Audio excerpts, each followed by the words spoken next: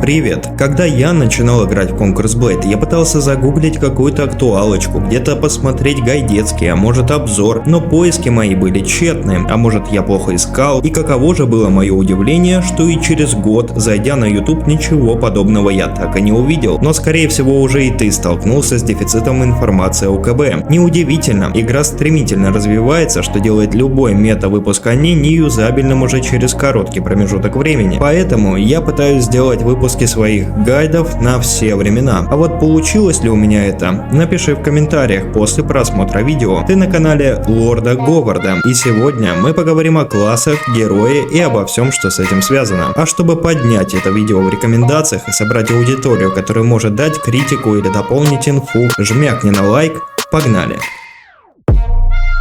Итак, в игре присутствует ряд классов разной сложности для разного спектра задач. Перед тем, как перейти к каждому из них, необходимо понять, что по условной классификации они бывают трех видов. Тяжелые классы, в них входят палаш и щит, глефа, алебарда, меч и щит, молот. Это тяжи, цель которых жить и контролировать поле боя. Их механика будет с уклоном на контроль, очевидно, и выживаемость. Разгоняя их в урон, эти два параметра отойдут на второй план. Нужно вам это или нет, решайте сами. Ценность их отнюдь не в уроне. Зачастую, ввиду скудного спектра мобильности, им будет трудно выйти из замеса, если ваш мув оказался проигрышным. Средние классы представлены мушкетом, нодати, копьем и пикой. Они имеют размеренный урон, контроль и среднюю защиту. То есть название данного вида соответствует его специфике боя. Разгонять можно каждый из этих параметров, но актуальность того или иного будет напрямую зависеть от меты. В целом, как и сам класс, достаточно ситуативны. Их роль в бою определить трудно для общей классификации, поэтому более подробно мы будем уже говорить про каждый отдельно. Длинный лук, парные клинки,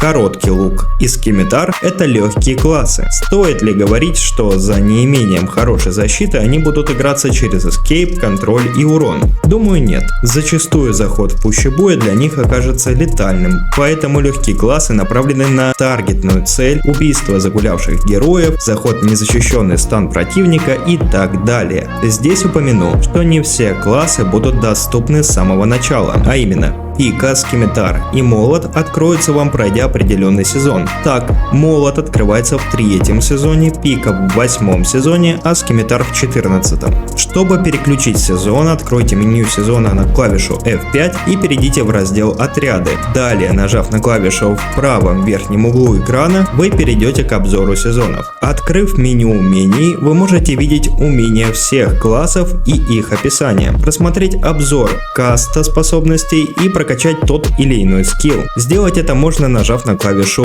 P и перейти в раздел умения. Или подойти к NPC мастер над оружием, просмотреть умения у него и пощупать их, перейдя в учебную площадку. Стоит сразу сказать, что пресет желаемых навыков к тесту необходимо выставить заранее, а в самой комнате подойти к стойке с оружием и выбрать класс. Ладно, с этим разобрались. Теперь перейдем к каждому классу по отдельности. Здесь обозначу, я не буду вам советовать какие-то билды, говорить, как именно вам играть. Это дело папы каждого своего мальчика. Все, во-первых, индивидуально, а во-вторых, не сегодня, так завтра выйдет новый патч, и все, что я скажу в данном ключе, станет просто неюзабельным. Шлите в очко тех, кто будет вам говорить о том, как и что правильно делать. Что лучше для вас, знаете только вы. Я видел, как ребята с непопулярными скиллсетами делают на своем классе хороший КДА в матче. В бою 15 на 15 уж слишком много переменных, учитывая отряды, позиции, бог знает что еще. Какие-то вещи вам объяснят в клане, в зависимости от того, что хочет видеть сам КЛ или ваш лидер рейда, опираясь на тактику клана. А если вы туда не собираетесь, забейте болт на все и играйте тем, что нравится вам. Моя задача — помочь определиться с классом и дать базу, по которой вы будете его развивать. А если вы решаете мейнить какой-либо класс, ищите геймплейные ролики топовых игроков. Они есть на YouTube. Ладно, что-то я заговорился. Давайте к делу.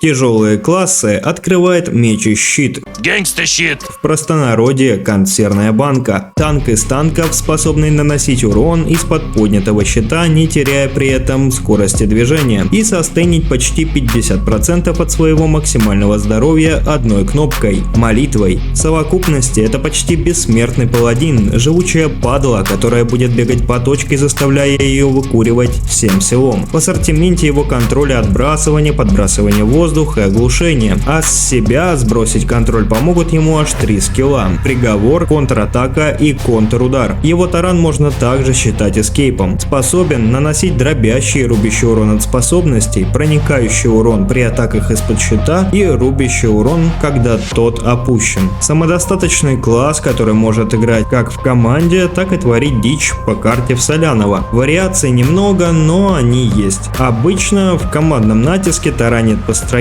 врага в дефе, прерывает этим тараном чарджи. Основная задача акцентировать на себе внимание врага, удерживая контрольные позиции. Из минусов: нет АОЕ дамага, да и дамага в общем-то мало, даже если его забустить. Не очень динамичный класс, но очень просто в освоении, так как может простить ряд ошибок. А вот у кого точно с АОЕ дамагом проблем нет, так это у молота. Очень неоднозначная единица в бою, от которой не знаешь, чего ждать. Одни унесут тебя на свою гача-вечеринку, где мужчины с пиками будут не против тебя пощекотать своими палками.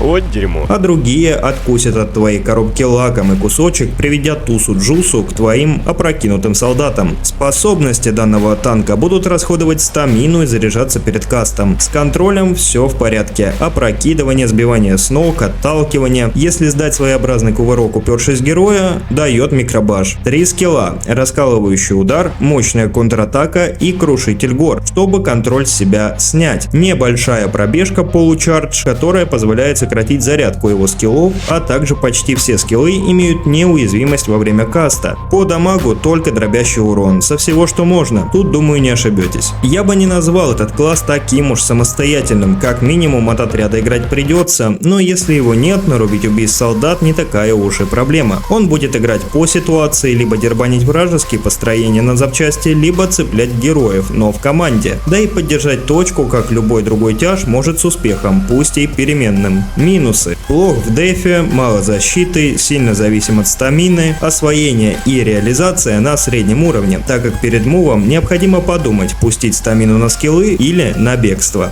Ну а если ты хочешь что-то между щитом, мечом и молотом, держи палаш и щит. Танк, скиллы которого дают баф на процентное повышение защиты, способный выдавать хороший контроль по области. Наличие щита позволяет ему быть хорошим фронтлейнером, но при этом бить из-под него он не может. Подбрасывание воздух, контузия и сбивание с ног помогают ему контролировать поле боя. Имеет 3 скилла на возможность снять с себя контроль. Это камнепад, удар щитом и стальная воля, а также один рывок. Если желаете разогнать его в дамаг, то со скиллов скейлится дробящий урон, а реже рубящий. Последний будет применим и к автоатакам. Пусть все так и заманчиво звучит, но этот класс не всегда прощает ошибки. Тут не получится бездумно влететь в замес. Необходимо понимать, в какой момент, из-под какого отряда вы можете сыграть. Что касается в целом, его задача держать на себе фокус врага на объектах, не давая ему сгруппироваться в точке. Хорош как в дефе, так и в атаке. Из минусов: очень мало мобильности, зависит от бафов на защиту, за которыми нужно следить, и невысокий дамаг. Я бы сказал, что он средний в освоении и практической реализации. Однако в прямых руках импакт от него просто колоссальный. На очереди алебарда, богиня контроля, в особенности по соло-цели. Она помогает тебе раскрыть всю глубину палитры синего неба, если ты попадешь под ее скиллы, ибо лежать и смотреть на него ты будешь долго. Каждый из ее скиллов — это определенный вид контроля, и только 2 скилла им не являются. Ну и виды его: оцепенение, сбивание с ног, отбрасывание, замедление. С дамагом, кстати, есть скиллы, скалирующие и дробящий, и рубящий, и даже проникающий урон. 3 скилла, чтобы подняться: иступление, удар на отмашь и сильный толчок, и один рывок — это ульта по совместительству. Играется в в соло только по героям. Основную часть боя играет от отряда, позиции старается выбирать на средней дистанции, но и оказавшись в гуще замеса, может стакнуть себе нехило так защиты, показатель которой будет зависеть от количества вражеских юнитов. В основном в замесе цепляет героя, не позволяя ему командовать отрядом, делая их бесполезными. Из минусов: малая мобильность, долгий откат способностей, класс средней сложности. Кто тут хотел попотеть? Или ты недопонятый гений? Тогда слушай, Глефа класс точно не для всех, несмотря на то, что игра его предлагает как стартовый. С одной стороны у него обширные АОЕ скиллы с неплохим уроном, а с другой хорошие бафы и на дамаг себя и союзников, а также на защиту. Однако редко все эти характеристики будут работать одновременно. Будь уверен, что когда противник увидит тебя на Глефе, он будет уже на минус морали от психологической атаки, так как он точно знает, что ты уже эмоционально мертв и может счесть тебя за какого-то психопата. Контроль будет представлен только лишь сбиванием с ног и отбрасыванием. Имеет 5 скиллов, помогающих ему и выйдет тот или иной вид станов. Это все 2 ультимейта, внезапное нападение и все 2 АОЕ бафа. Есть кнопка для сокращения дистанции или эскейпа. Если идти в дамаг, то рубящий урон будет стакаться со скиллов, а реже дробящий. С автоатак тоже рубящий. В позиционке Глефа очень ситуативно, будет играться от отряда. За нее нужно точно знать, какой скилл в тебя летит от врага, да и вообще держать среднюю дистанцию на возможность ее сократить или уйти. Сопровождает союзный кулак атаки, бафая его на урон. Этот баф дает заметное преимущество в столкновении условно равносильных отрядов. Из минусов: мало защиты, средний по дамагу, мало контроля, так как у многих классов есть возможность из него быстро выйти. По моему мнению, это самый сложный танк, пусть не в освоении, но в реализации точно. Как итог, в основном, выбирая данные классы, так как они являются тяжами, лучше использовать параметр стойкости для всех, а когда поймете, какие скиллы для вас удобны, как они работают, переходить к тестам и перекачке в другие статы. Тяжи играют в симбиозе со своим отрядом в качестве либо поддержки этого отряда, или используя отряд для прикрытия себя, как в случае с классами, не имеющими щитов. Самыми удобными будут являться отряды сопровождения, либо штурмовые отряды первой линии, то есть те, что удобно держать перед собой, которые смогут компенсировать ваш маленький дамаг, ну или защиту. На очереди средние классы. Абсолютно все будут избирать под себя отряды с разной степенью задачи микроконтроля. Так как данный тип классов это не постоянная переменная, стоит учитывать, что их использование может быть абсолютно разным. Поэтому лучше просто сказать так: созданы, чтобы всячески препятствовать мувам противников и их отрядов. Например, мушкет. Назойливый класс с кучей эскейпа. Он контролирует перемещение вражеского кулака атаки с дальней дистанции, замедляя его колючками, руша построение, прерывая натиски бомбами, заставляя гореть не только ваши отряды, но и стул под вами. Может пойти в дамаг от бомб, дробящим уроном по области, а может через выстрелы, проникающим уроном. Попав в контроль, может контрспельнуть оппонента под ножкой и кульбитнуться на полкарты назад. Подбрасывание в воздух, сбивание с ног, горение и замедление в ассортименте контроля. В позиционке не боится сблизить дистанцию, но и не злоупотребляет этим. Поэтому весь геймплей будет сводиться на тактике дал-дал ушел. Ну а если ты ценитель троллинга, ломаешь бомбами коробки, останавливаешь чарджи, поджигаешь открытых юнитов, по приколу ставишь колючки внутрь замеса, ну и все в этом духе. Отлично будет чувствовать себя на осеннем этапе сезона, выжигая пачки лучников, да и на остальных актуальности не теряет. Из минусов: мало урона с руки, нужно следить за позицией, легкий и динамичный класс. А Нодати класс ближе всего к тяжам, но слишком ватный для них. Это кисадюга, который бегает со своим здоровенным ножом в поисках свежего мяса. Если тяжелый класс будет играть от защиты, то Нодати от вампиризма. Смысл простой: чем больше юнитов, тем дольше живешь. Благо его сплэшовые скиллы этому содействуют. В битве стакает пассивку, от чего увеличивает количество вампиризма, скорость передвижения и защиту. Но не думайте, мол, если вы настакали запеклись в замесе, где остались одни против Орды, то будете жить вечно. Это далеко не так. Есть 3 вставалки: бесстрашная атака, быстрый выпад и карающая длань. А еще многие скиллы будут давать вам дополнительную неуязвимость при стакнутой пассивке. Есть 2 скилла, которые сбрасывают откат того или иного скиллсета, действуют как забаф. По сути, Нодати очень тяжело законтролить в замесе при грамотном прожатии его скиллов, но есть пару но. У него почти нет контроля, точнее он есть, но очень короткий, отбрасыванием, подбрасыванием в воздух, сбиванием с ног. А еще у Нодати отсутствует какой-либо эскейп, кроме того, что он просто может развернуться и убежать, пока на него действует неуяз. Думаю, не стоит говорить о позиционке, да? Ну ладно, влетел в замес и руби, все. Дамаг зависит от рубящего урона, соответственно. Средний в реализации и освоении класса. Отлично чувствует себя в синем этапе сезона за счет количества ваттных юнитов, в остальных не так комфортно. Копье – класс, направленный на длительную атаку по героям, в особенности соло-цели в лоб. Он просто создан для того, чтобы доконать тебя всеми возможными способами. Его скиллы будут стакать на владельце защиту в процентах и урон от последующих атак. По контролю один скилл с подбрасыванием в воздух, но автоатаки после скиллов дают своеобразные микробаши, достаточно противные, к слову. А еще копье, как и глефа, будет играться от коня, о чем забыл упомянуть, потому что на коне у нее тоже есть скиллы.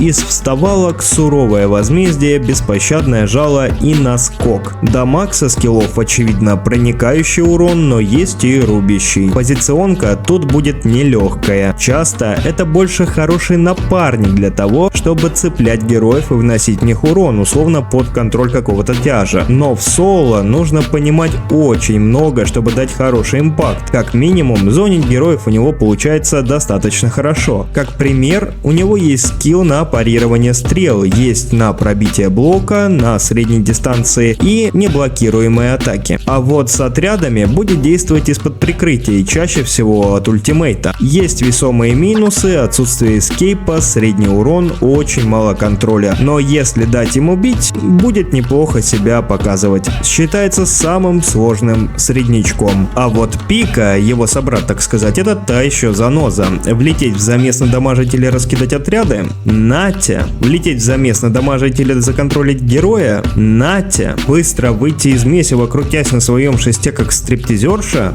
Натя. Да, это очень мобильный в реализации класс, способности которого имеют по 3 стадии. И в стадии каждой способности можно применить стадию любой другой, совершая некие комбинации. Ввиду этого подходит под разные задачи, делая игрока на своем классе в своем роде пианистом. Я слышал писк. В мире КБ, конечно же. По контролю отбрасывание, сбивание с ног, по эскейпу 2 вставалки, которые помогают как выйти, так и войти в бой. В общем, класс интересный, динамичный, рубящий проникающий урон со скиллов, работает как в соло цель, так может и кайтить и надамажить несколько героев. Из минусов мало хп, много кнопок. Ну и как вывод из всего сказанного, сложен в освоении. Но это и делает класс интереснее, на мой взгляд. О да, и кстати, геймплей, который ты можешь видеть у себя на экране, предоставил Гоа Трио. Ссылка на его канал будет в описании под видео. Если ты хочешь узнать побольше о данном классе, смело залетай туда. Да, может сложиться такое чувство, что описал я эти классы с меньшим энтузиазмом, но на деле, поиграв ими, вы поймете, что трудно найти описание для классов, которые сами за себя говорят средний. Да еще и дать справедливую аналитику, не опираясь на мету. А что бы ты добавил? Напиши в комменты, обязательно чекну. Пришло время для легких классов. В отличие от своих предшественников, они выбирают для себя либо статичные отряды, либо очень мобильные, так как в основном они играют героем отдельно, делая мувы самостоятельно. Хороший пример — это Син, он же парные клинки. Инвиз вряд ли сочетается с каким-либо отрядом сопровождения, ввиду этого он будет либо байтить на какой-то вкусный отряд, дефая его от героя, либо бегать по кустам, проверяя вражеские заначки и прочность ваших нервов. Основная его фишка — это инвиз, кастуя который он получает 3 дополнительные способности. Либо контроль в соло-цель, пиная оппонента под дых, либо урон, либо эскейп, не раскрывающий невидимость. При этом некоторые скиллы временно накладывают на него инвиз после своего каста. Звучит уже сложновато, но на деле класс прост в освоении, но средний в реализации. Из вставалок смертельный танец и дымовая завеса. По контролю оцепенение, замедление и оглушение. Скиллы наносят дамаг рубящим уроном, реже проникающим. К автоатакам будут толерантны оба типа этого урона. Мало хп, осязаемый инвиз и мало вставалок будут его минусами. А дротик или скимитар — это тоже легкий класс ближнего боя, но играет он от сокращения дистанции эскейпа. Наносит моментальный урон, после чего испаряется, замедляя область поля, где только что был, причем нивелирует этим весь входящий контроль, если затаймишь, конечно. Его позиционка строится на том, чтобы быстро войти в замес, законтролить героя и быстро из замеса выйти. Этот контроль будет представлен оцепенением, замедлением и контузией. Вставалка и эскейп в одной кнопке — песчаной буре. Из минусов мало хп, средний дамаг, класс достаточно прост в освоении и реализации. Так как я задеревенелый тяж, в моих руках скимитар будет смотреться как платье на пне. Но на этом видео вы можете лицезреть геймплей опытного игрока, ссылка на канал которого будет в описании. Спасибо, Терри. Ну и напоследок поговорим о луках. Есть легкий и тяжелый лук. Тяжелый работает на дальней дистанции, легкий на средней. Динамика боя развивается соответственно позиционке. При этом часто луки берут под себя статичные отряды с деф-потенциалом или стрелков, которых можно поставить на позицию и идти играть героем отдельно. Оба лука будут играться от проникающего урона и использовать автоатаки чаще других классов. Если вы не имеете скилла на меткую стрельбу по головам, реализовать луки будет трудновато. Они будут полезны, снимая вражеский бэклейн в виде стрелковых отрядов и пушек, а иногда это является вообще их основной задачей. Ну давайте о кнопках. По длинному луку сальто и проворный прыжок для выхода из контроля и эскейпа. По контролю контузия, горение, опрокидывание. Скиллы длинного лука заряжаются перед кастом, но есть забаф, который позволяет выпустить следующий скилл без зарядки после юза. Короткий же лук использует антиконтроль с эскейпом через уловку и обманный маневр, а контролит оглушением и сбиванием с ног. Механика короткого лука строится на последовательных атаках, которые будут увеличивать урон по цели с каждой новой в течение некоторого времени после попадания. При этом он накладывает очень противный яд на оппонента. Оба класса будут на среднем уровне освоения и с тяжелым уровнем реализации. У меня так сложилось, навыка игры на них нет, однако вы можете наблюдать геймплей от опытного игрока, который грамотно байтит и кайтит противников. Ссылочка на канал Арлекина, огромное ему спасибо, кстати, будет под видео. Ну а после сказанного логично уточнить: Говард, мы же можем читать описание, зачем ты нам рассказываешь то, что мы и так знаем? Все просто. Во-первых, информация ориентирована на зеленых игроков, дабы дать базу понимания того или иного класса. Во-вторых, PvP героев будет сводиться на том, какой у вас скиллсет и знаете ли вы ключевые кнопки противника. Зная, как может сбросить контроль тот или иной класс, вы с легкостью сможете и выйдить байт на ваши скиллы. Зная тип контроля оппонента, сами сможете забайтить или просто выйти из его контроля. Дамаг поможет сориентироваться при прокачке. Все это упрощает понимание классов вне зависимости от меты. То есть, если в мету войдет тот или иной класс, его ключевые кнопки и тип урона вряд ли смогут измениться. Меняют обычно тайминг контроля или эффект от фиол брони, количество стаков и прочее. А эти азы будут азами всегда. Ну и мало обзоров на классы в целом. Поэтому может сгодиться и для тех, кто только смотрит на игру. Пользуйтесь. Если ты уже определился, на каком классе хочешь играть, давай перейдем в панель героя. В первом разделе, который называется «Герой», ты можешь видеть общую информацию о герое. В левой верхней части указан твой ник, уровень персонажа, аватар, титул и уровень сезона. Тут ты можешь это закастомайзить из доступных полученных тобой вариантов. Ниже указаны действующие очки навыков. Коротко по ним: лидер лидерства. Дефолтно у всех персонажей 700 очков лидерства. Этот показатель влияет на количество вмещаемых отрядов в пул. Каждый отряд имеет свою стоимость очков лидерства, от которого зависит, сколько места он займет. Повысить очки лидерства можно только за счет статов брони с эффектом лидерства. Сила. Она бустит белый урон рубящими и дробящими ударами на 6 единиц за каждое 1 очко силы и повышает показатель пробивания брони проникающими ударами на 6 за каждое очко силы. Ловкость повышает сам проникающий урон на 6 за 1 единицу. Тут по аналогии с предыдущим. И пробивание брони для дробящих и рубящих ударов на те же 6 единиц.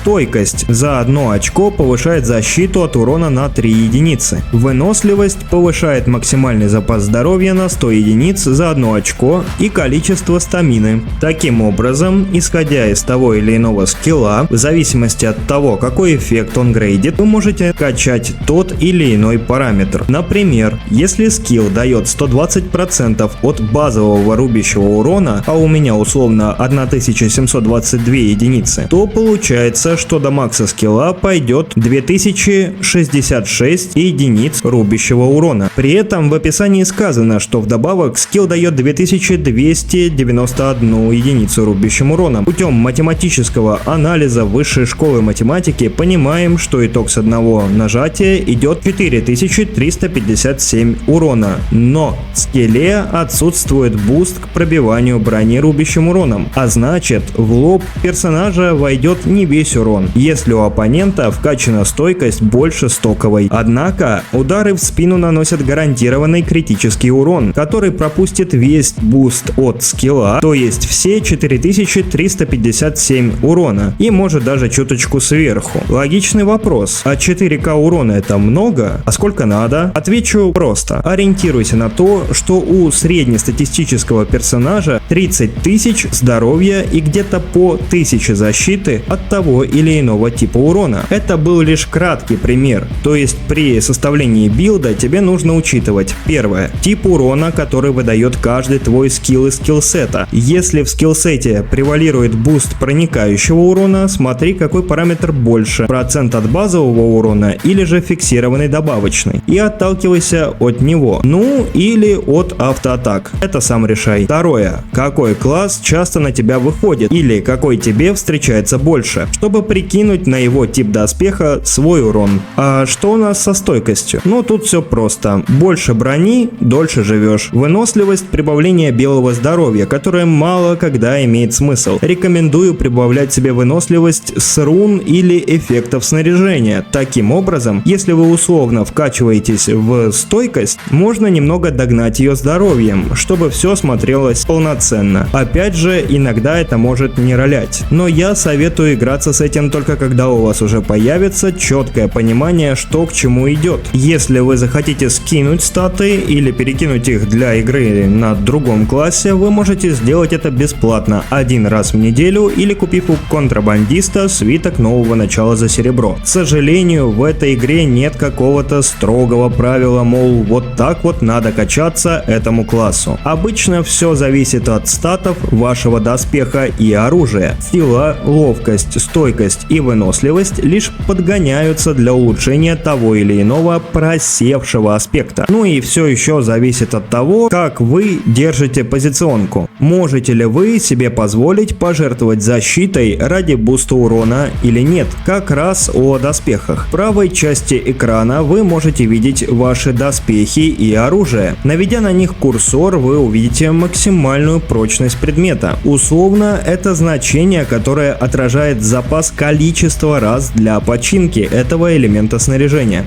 Доспехи и оружие делятся на 3 типа в соответствии с классом: легкие, средние и тяжелые. С тяжелым оружием можно носить все виды доспехов, с средним оружием только средние и легкие, с легким оружием только легкие доспехи. В свою очередь, каждый вид снаряжения имеет тир схемы, из которой он был получен. Есть зеленые схемы, синие и фиолетовые, а также редкость снаряжения вплоть до золотого. Обратите внимание, что у каждого комплекта брони есть свой эффект, действие которого будет активно только в том случае, если 2 или 4 элемента брони будут надеты на героя героя единовременно. Обычно их можно комбинировать, получив при этом два эффекта разных комплектов. Это релевантно для тяжей и средних классов, в зависимости от их билда. Ниже есть окно рун, через которое вы можете придать определенной части комплекта уникальные эффекты. Руны открываются с прогрессом прокачки сезона. Просмотреть прогресс открытия рун можно, перейдя в окно сезона через F5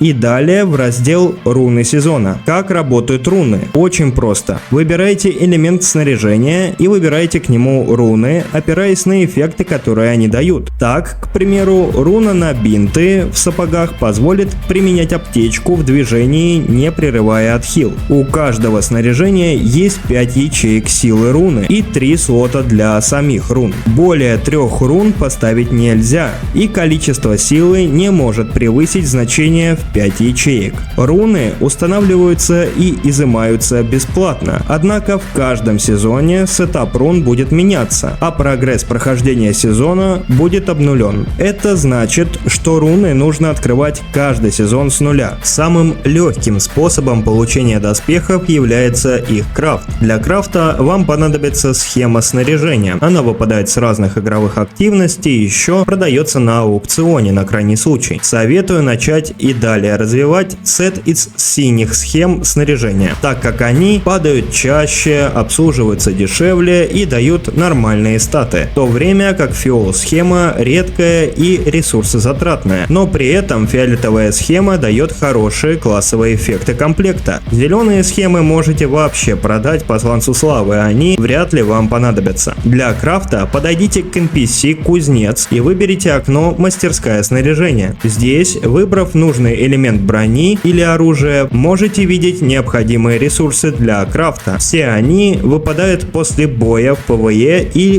PvP сессиях, за разные игровые активности, на глобальной карте и так далее. Но если у вас не хватает ресурсов, вы можете разобрать ненужные элементы снаряжения в вашем инвентаре, они тоже выпадают после боя, поэтому не советую их выкидывать или продавать, лучше пустите их на разбор. Для этого у того же кузнеца есть вариант диалога «Разбор предметов». Если у вас нет предметов для разбора, но есть медь, которую вы можете потратить на это, подойдите к NPC торговка и купите ресы у нее. Если нет меди, но есть серебро, то можете купить на аукционе. После того, как вы скрафтили сеты, если вас не устраивают статы, которые вам выпали, то можете перековать снаряжение. Перековка производится у торговца снаряжением в разделе «Кузня оружейника». Выбирайте необходимый элемент снаряжения для перековки из инвентаря и перековывайте его, затрачивая ресурсы. Факт перековки также восстановит максимальную прочность этого предмета. Если вам выпали статы хуже или вам просто нравится как было, то вы можете оставить прошлые эффекты, выбрав «Оставить». Если оставите эффекты, факт перековки все равно зачтется, повысит процент выпадения золотого тира при следующей перековке и восстановит максимальную прочность. При перековке или крафте у вас может дропнуть золотой тир редкости снаряжения. При этом качество требуемой схемы для перековки у вас не повысится. То есть, как был предмет скован из синей схемы, так до конца времен по синей схеме перековываться и будет. Здесь пофиг, золотой он или зеленый. Также перековывая предмет, если вам понравилось значение эффекта, который вам выпало, и вы хотите оставить его, а менять другие статы, то можете нажать на него, закрепив этот эффект замочком. Он останется без изменений. После перековки снаряжения не забудьте снова вставить руны, так как после перековки они слетят. В окне героя ниже раздела с рунами у вас будет клавиша персонализации, перейдя по которой вы можете надеть определенный образ на героя или отдельную его часть. Ниже этого раздела скрыть или показать отдельные элементы вашего образа, но не путайте со скином. Скин в КБ